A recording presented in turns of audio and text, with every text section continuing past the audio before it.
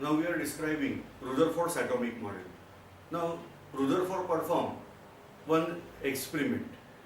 Now I am explaining this diagram and experiment in very simple manner. Actual experiment may vary slight here and there. He bombarded alpha particles on gold foil. Number one, what is the meaning of alpha particle? Alpha particle is having two protons and two neutrons. So, total mass of alpha particle is 4 AMU. AMU stands for atomic mass unit. Some unit is there in order to measure atomic mass. No doubt we are going to discuss this topic, but not in this chapter. So, atomic structure, we require this alpha particle. Alpha particle is having two protons and two neutrons. Mass of alpha particle is 4 AMU, whereas charge on alpha particle is considered as +2. Now, these types of particles are obtained from certain radioactive elements. So, he bombarded alpha particles on gold foil, very thin gold foil. The thickness, rather I should say thinness of that gold foil was just 4 atoms in thick. So fine gold foil he used in order to bombard alpha particle. Now, what is the result of that? He just recorded. So this is the experimental setup actual. Here is the source of alpha particle. We are keeping that source of alpha particle in thick lead box, and there is co-limiter. So alpha rays or alpha particles coming out, they get in form of fine stream, where here gold foil is placed, and from this all side we are using photographic film in order to measure any deflection.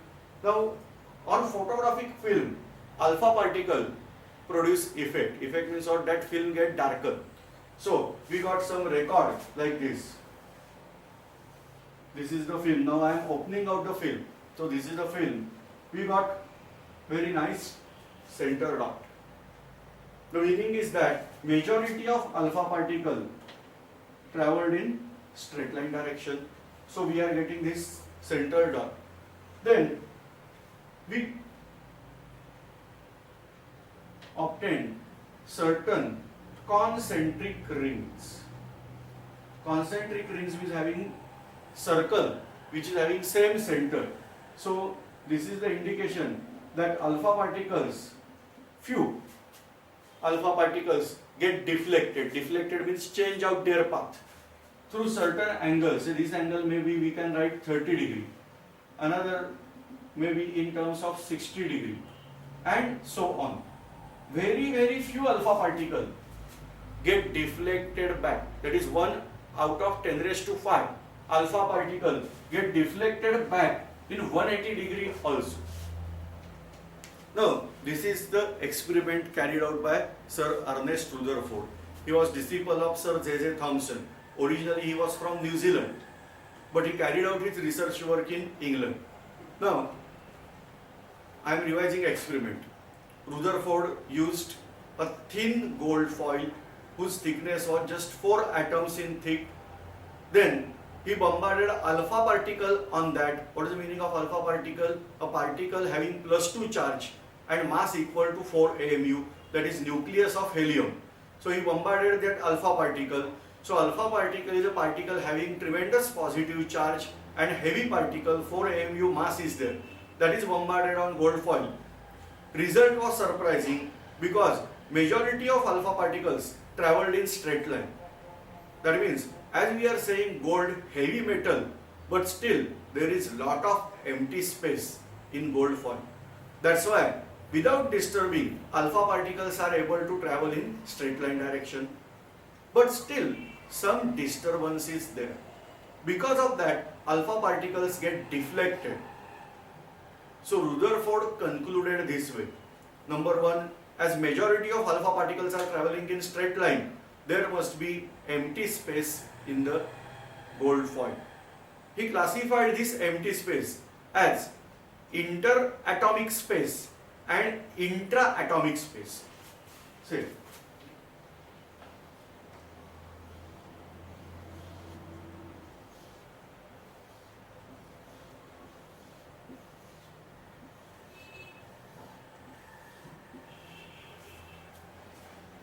My drawing is not perfect. Imagine all these circles are having same diameter. But whatever second thing is there, that is also true, that between two circles, gaps are there. They are not exactly equal, and that is also true. The reason is that these atoms are not at fixed position. They are continuously vibrating. Vibrating is here, like that. They are having a continuous motion around a fixed point. That is called as mean position of an atom. So while drawing, usually we consider that we have to draw mean position. Whenever we have to describe a position of atom, we have to describe mean position. But otherwise, they are in continuous vibrations. So here gap is very less, here gap is greater. The reason is that this space between two atoms, because atoms are vibrating, so there is empty space between two atoms, that is called as interatomic space. And he says that there is nucleus in the atom. Apart from that, whatever remaining, that is empty space, that is considered as intraatomic space. Try to get meaning of the word inter and intra. Inter means between two, intra means within. So interatomic space means between two atoms what is space is there, that is called as interatomic space. And within the atom what is space is there, that is called as intraatomic space. Now he says all the mass of atom is concentrated at its center. That center is called as nucleus of an atom. Why? Because alpha particles are heavier particle, 4 AMU mass. Electron is considered as lighter particle because its mass is 0.000555 AMU. I am writing out 0.000555 AMU, or simply we can say on an average, easy to understand, 1 by 1850 AMU. Mass of electron is not fixed. According to its velocity, mass of electron changes. So we are considering usually rest mass of electron. Rest mass means if electron is at rest position, what is the mass of electron that we are considering as rest mass? Why mass of electron changes continuously, we will discuss in later part. Now, as compared to electron, 4 AMU is massive and that is traveling in straight line direction.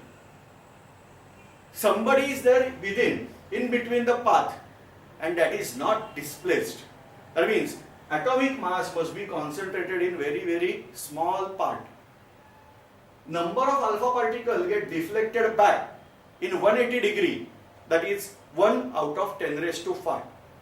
So this space must be very tiny, small, and in that small place atoms, alpha particle get deflected back. So he considered that all the mass of atom is concentrated at center position. He termed that as nucleus. Nucleus must have positive charge. Reason, just imagine this is the nucleus. Now nucleus is very small, but I am showing somewhat bigger diagram here.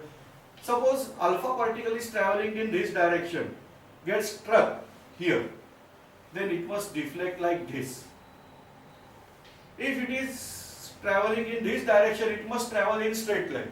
If it is traveling in this direction, it must travel in straight line. The moment it is going to touch, it should deflect like this. But practically speaking, we got deflection from 30 degree onwards. The meaning is that suppose alpha particle is traveling in this way. Alpha particle is having +4 charge and nucleus is also having plus charge. Then alpha particle can deflect it with various angles. This is the possibility, and so Rutherford considered that atom is hollow. Many surprising things we come to know, even our brain is also hollow. Many people don't know this fact, but our brain is also hollow. There is cavity within our brain, no doubt, that is not filled with air or some potato or onion, that is filled with some material that is called as cerebrospinal fluid. So liquid is there filled in that cavity.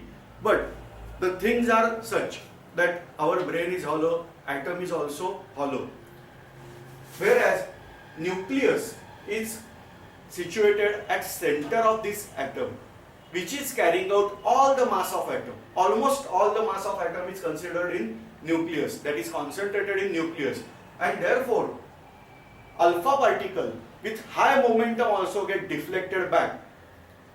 You are aware now what is momentum? Mass into velocity. So this product for alpha particle is very high, and it depends that it is exerting lot of force, but still that force is opposed by nucleus because nucleus is heavy. So now something is clear for us. Atom is essentially hollow sphere. All mass or almost all mass of atom is concentrated at center of atom, that is called as nucleus, which is having positive charge. That means all protons are concentrated in nucleus. Second, then where we can place out electron. Because Sir J.J. Thomson discovered electron, he proved the presence of electron. Then where to place electron? So Rutherford proposed this model that electrons are revolving around nucleus, like planets are revolving around sun in solar system. And so this model of atom is called as solar system model of atom. Previous model, Sir J.J. Thomson's model, that was considered as watermelon model. Now here we are considering this as solar system model of atom. So according to that, the position of sun is there for nucleus and position of planets are there for electron. But again question is that what is the force? Say in solar system, planets revolve around sun because of gravitational force of attraction. What is the system there? What is the force there that electrons are revolving around nucleus? That is called as electrostatic force of attraction. There is electrons are having negative charge and protons are having positive charge. There is attraction between proton and electron, or say positive charge and negative charge. This attractive electrostatic force is there that electrons are revolving around nucleus. So this is called as solar system model of atom put forward by Sir Ernest Rutherford. Now this model is based on experimental data, and so it was having very less limitations. Today also we are considering this model. With few corrections we are considering this model, and so till today, say science is always changing. Definite ideas were there at that time. In old days, suppose this is our modern days class, but suppose I was teaching 200 years ago, then we might have discussed that what is heat? Heat is form of liquid. Special invisible liquid is heat. Now we are considering heat is form of energy. In old days, they were able to prove how heat is liquid. The simple thing, take one sponge, dip in water, keep it for some time. Can you observe water in the sponge? Answer is that no. Now press out that sponge, water will come from that sponge. The same way, take piece of iron, touch it, it is not hot. That means not minus 273 degree, no. At room temperature, but for earth, we are saying that that is not hot because we are touching out, we'll feel some cold sense over there. Now take hammer and hammer it, because iron piece is there, you are not able to press with your hand. So instead of pressing with your hand, press it with hammer. Hammer it for some time and then touch out. You will feel that iron piece is now hot. So as water is coming out from sponge, that liquid heat is coming out from piece of iron. So heat is liquid. Old concept. Now what we are considering, that hammer, whatever we are hammering out, that is having kinetic energy. That energy is converted into heat energy. This is our today's assumption, or today we are thinking in this way. Maybe possible after 200 years some different theories are also there. Forget of that, what is today's knowledge, we have to go. And so presently we are accepting this model, that is model developed by Sir Ernest Rutherford. Now there are certain drawbacks on this model. These drawbacks were put forward by another scientist, Niels Bohr. I don't know what is the problem of English. Certain letters they are keeping, but they are silent. Then why these letters are there? I don't know exact pronunciation of this word. Many times it is pronounced as Niels Bohr, or some of the professors used to pronounce as Niels Bohr. So I heard that this H is silent, but whatever our teachers were used to pronounce, that pronunciation is there in my pronunciation. So I used to say Niels Bohr's theory. So Niels Bohr proposed, or say first opposed, this type of model. According to first concept, say that is electrons revolving around nucleus. What is the force of attraction between electron and nucleus? That is electrostatic force of attraction. Electron is a charged body. Planet is not a charged body. So planet can revolve around sun. But electron, as it is charged body and it is revolving around nucleus, a charged body must emit radiation. That means must lose out energy. And so, according to Niels Bohr, suppose this is the atom, this is nucleus. Electron, according to Rutherford, performs circular path. But according to Niels Bohr, it must perform spiral path and fall in the nucleus. Why it should perform spiral path? Because continuously energy is lost. As a result, it is moving more close and close to nucleus and ultimately fall in the nucleus. So this path is called as spiral path. What is time required for that? That is 10 raised to minus 8 seconds. That means if this model is there, then there should be no existence of universe today.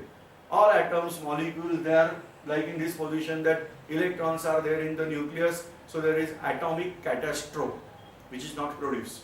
So this is first drawback. Then second drawback, that spectra. You are aware now what is spectra. Different radiations are produced. Now if electron is following spiral path, it must give spectra that is in form of continuous fashion. That means slowly energy of radiation should decrease. So first we should get, suppose in terms of violet radiation, so first we should get violet, then slowly indigo, blue, like that we should get different radiations of lower and lower energy, because it is losing energy continuous fashion.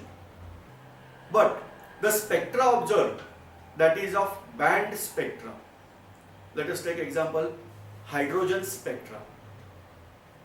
We got first spectra from hydrogen, that is very high energy spectra, that is in range of ultraviolet.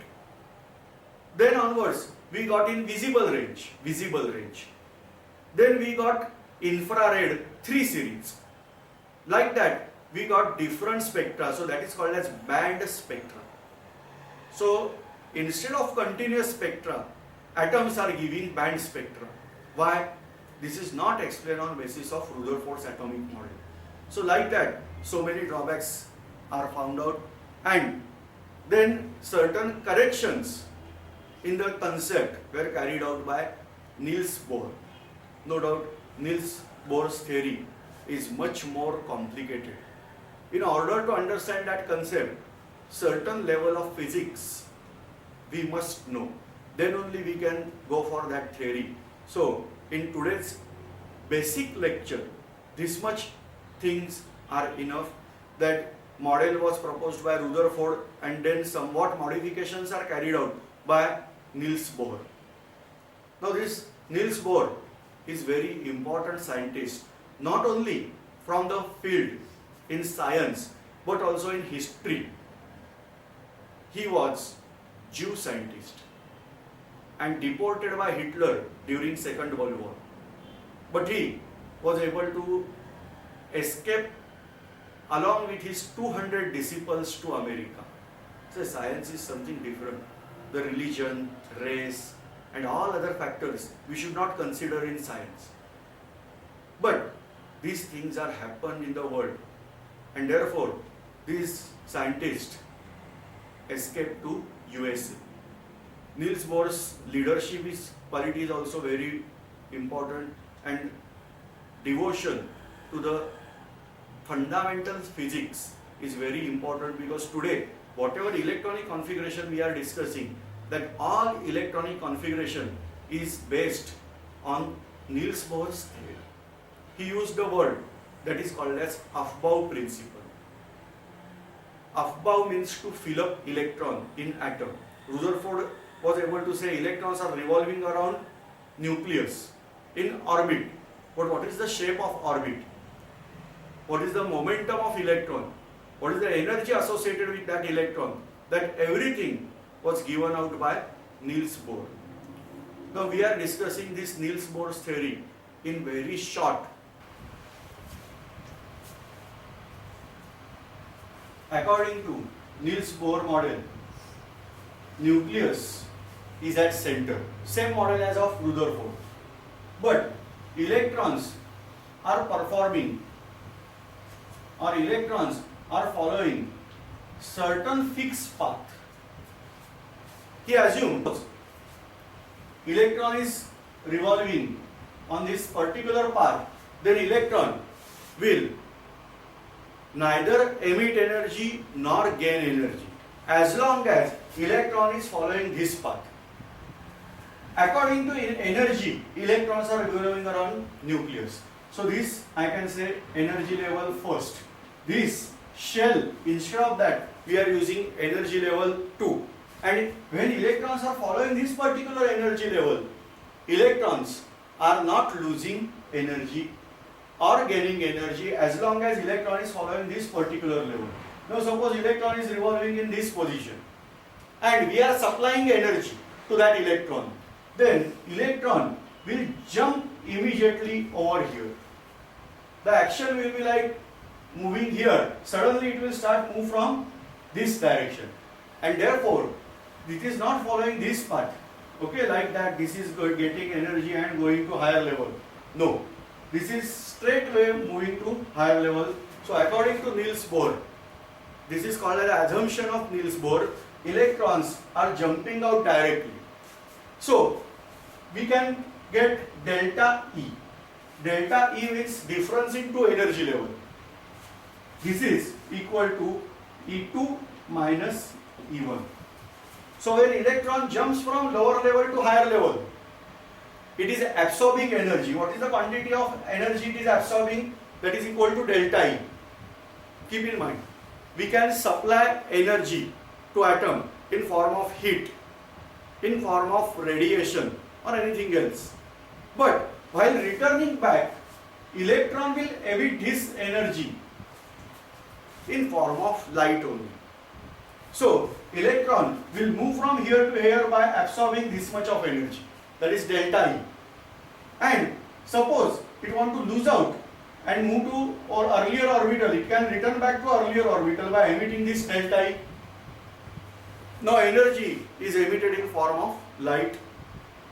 So radiation of that particular energy is emitted. This is the reason why atoms are emitting different colored light. Say for example, suppose electron is emitted from first shell to upper shell. It can emit ultraviolet radiation. In case of hydrogen, there are scientists use hydrogen spectra. Why hydrogen we are considering? Because hydrogen is having only one proton and one electron. So simple most atom. So we have to consider hydrogen spectra. Now there are energy level. So this is my first energy level E1. Then there is second E2. Then third E3, E4, E phi, and so on. Infinite energy levels are there along with nucleus. So in atom, number of electronic energy level that is equal to infinite. Usually we are considering the energy level 7. Now electron is here because hydrogen is having only one electron. So electron is at base level, it is revolving. Now I am supplying some energy to this electron. Let us imagine this electron is excited to this level by absorbing energy that is equal to delta E. Delta is equal to E2 minus E1. Now it will return back. While returning back, it can emit energy that is equal to delta E only. But suppose I am supplying again energy, it can move to higher level. It can move to still higher level. It can move to still higher level. So let us imagine electron from here directly coming over here. Electron from here directly coming over here, and electron from here will directly come over here. Every time whatever the energy released, that is in range of ultraviolet. So from E2 onwards, from whatever the shell, electron is returning back to E1. We are getting series that is in range of ultraviolet. Now it is possible that electron from here can return back till here directly. It is possible this electron will return back till here and here. This series is in range of visible. Same way, electron can return here and from here to here. This is in range of infrared. What is the meaning of that? You are aware ultraviolet is having high energy, then visible, and then infrared. So energy gap between E2 and E1 is very high. That's why E2 to E1 we are getting UV. But from E3 to E2 we are getting visible. From E4 to E3 we are getting infrared. Next series all infrared. So this is called as Lyman series. This is Balmer series. Lyman, Balmer, Pascal, bracket, and Pfeffer. So first series in UV range, second is in visible range, third is in infrared, fourth and fifth are also in infrared. That means as energy level increases, the gap between energy level decreases, or delta E, that is gap between two, that delta E decreases. This way Bohr's model was able to explain origin of spectra, why spectra or different color radiations are given out by atom. That was explained properly on basis of Niels Bohr's theory. So on basis of these certain assumptions, I have not taken all assumptions, but important assumptions from our further discussion we have just taken. Niels Bohr proposed out theory that entire derivation and other things we have to discuss at higher level of atomic structure. When certain parts in physics are over, we have finished, and you have understand it clearly, then only we are going to discuss this theory again.